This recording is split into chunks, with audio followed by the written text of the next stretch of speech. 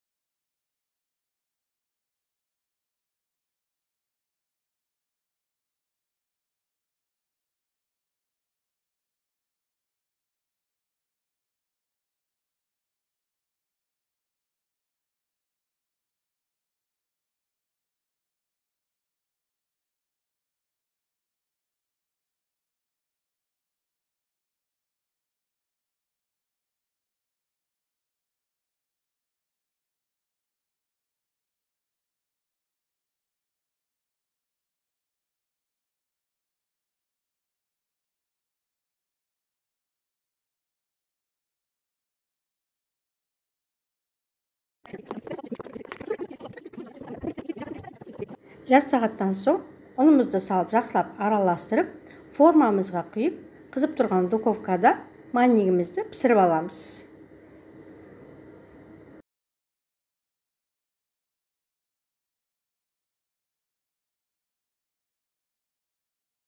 Неге қол жетімді үйдегі бар заттардан осындай әдемі тәтті манник пісіріп алдым. Сіздер де осы рецептпен дайындаңыздар. Керек заттың тізімін видеоның соңында жазып қалдырып кететін боламын. Видеоны соңына дейін көргендеріңіз үшін көп рахмет. Келесі видеода кездескенге шейін қош сау болыңыздар.